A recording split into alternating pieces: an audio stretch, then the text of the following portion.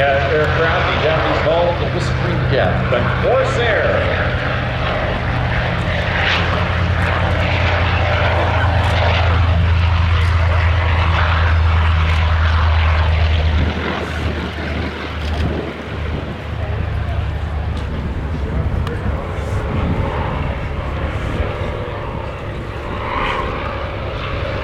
Last but hardly least, the F6F Hellcat.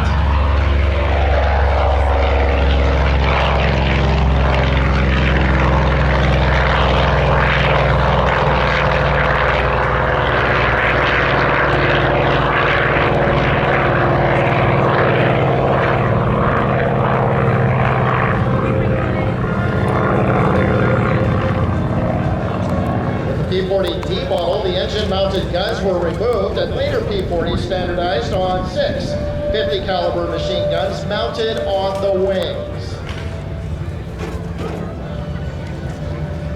Over 13,700 P-40s were eventually built before production ended in December of 1944. From the right,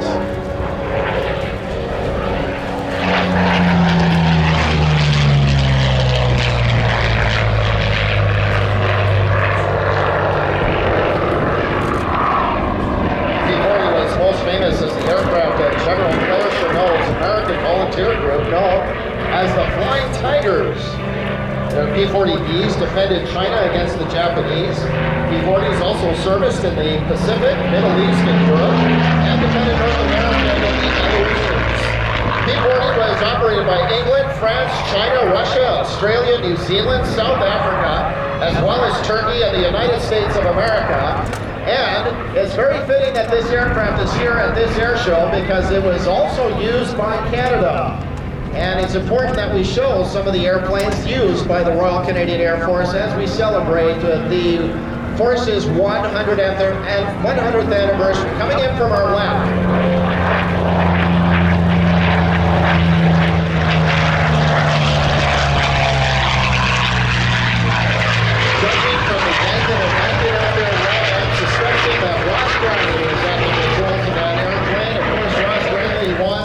Mustang coming in from our right with a high-speed pass.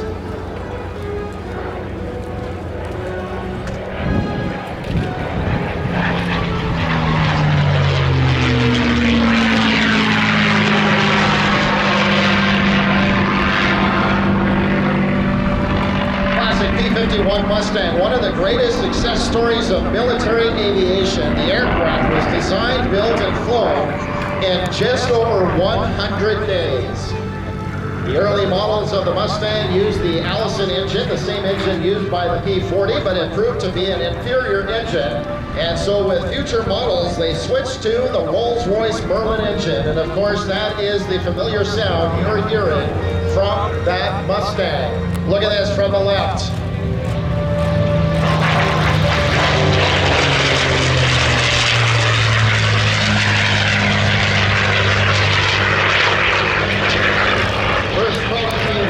Mustang. All right, Roy, I'm going to turn it over to you with the Corsair. Absolutely. This aircraft, type of aircraft, served mainly in World War II in the Pacific Theater. The F4U Corsair was the finest carrier-based fighter deployed by any Navy and became a fast, versatile, and deadly performance.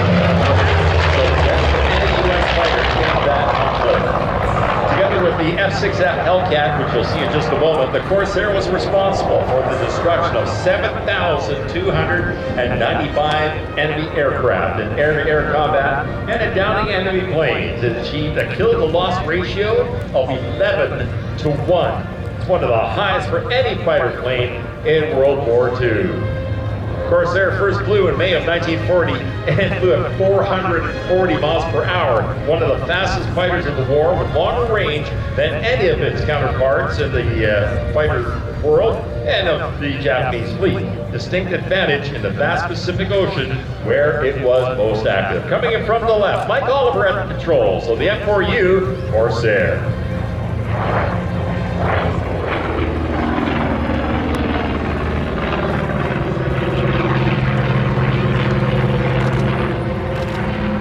Beautiful four-point hesitation roll. Of course, the most instantaneously recognizable feature of the Corsair is that inverted gull wing. 2 purposes, which is the biggest fitted to a fighter at that time to clear the ground, and provide aerodynamic benefits for greater streamlining. And I mentioned the F6F Hellcat. Well, David Reed is at the controls, and here he comes from the right.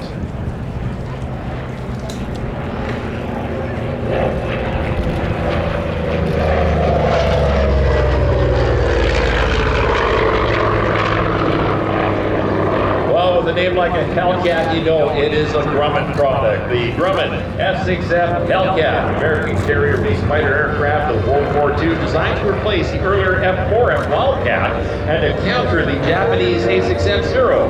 The United States Navy's dominant fighter in the second half of the Pacific War. Hellcat completed with a faster F4U Corsair for that role and prevailed. This Corsair had significant issues with carrier landings at the beginning of his career.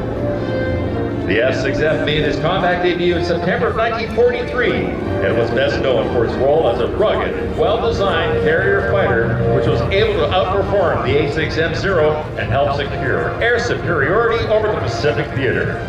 In total, 12,275 were built. Dave Reed and that Hellcat.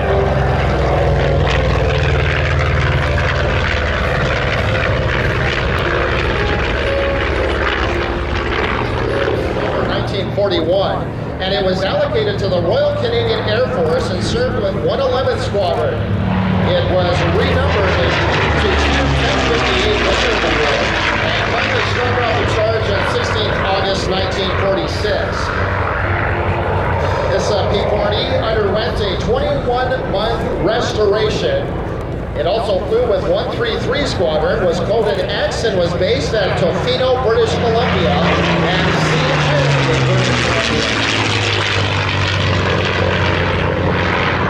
the Hellcat that you see flying here today was acquired by the Erickson Aircraft Collection in October of 2017.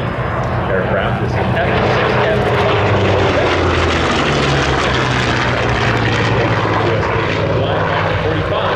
Never did saw combat in World War II, but remained in service until the 1950s when it was declared surplus. Aircraft was then acquired by the Lone Star Flight Museum, and in 1986 restored to airworthy condition by Steve McCarty Aircraft Museum. Great big craft with 2,800 engine. We're going to get another look at that P-40. Top speed was 334 miles per hour at 15,000 feet. It also had a service ceiling of just over 29,000 feet.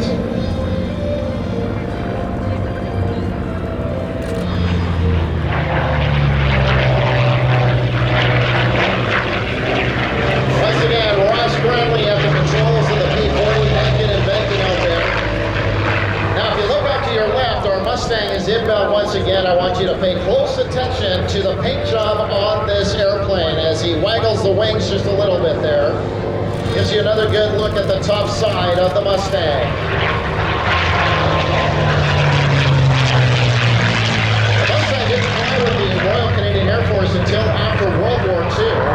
And the paint job that's on this airplane is in commemoration of the city of Squadrons. They would paint it in this special generic paint scheme, and then they would name the airplanes like City of Vancouver, City of Calgary. They were part of the reserve squadrons of P-51 Mustangs as part of the Royal Canadian Air Force post-war World War II.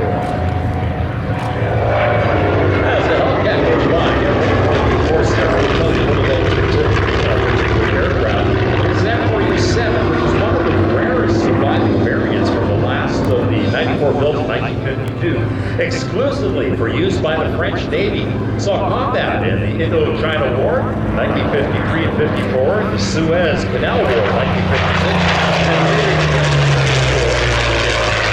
1963 was multi-engine construction began in 1974. That included rebuilding extensive damage forward of the firewall and repairs to 3 bullet holes in the fuselage. It was restored to the original French markings with invasion stripes, which sported in the Suez War, and was repainted to the marine colors after acquisition by the museum in 1994. Another good look at the Mustang from our left.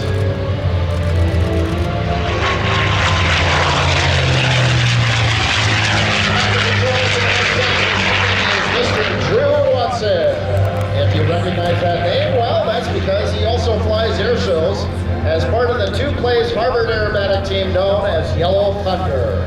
Flies with his brother. You know, that Mustang in particular was built under license to North American in 1944 by Roy, get this, the Australian Commonwealth Aircraft Corporation. So this airplane was based in Melbourne, Australia, and participated in atomic bomb testing by the Australians after World War II. I gotta say that we really appreciate the Ericssons repainting this airplane for the Royal Canadian Air Force 100th anniversary. It's actually special film paint. Once they're done with the paint scheme, they just take a pressure washer to it, and the paint comes right off, and they can repaint it in some other scheme.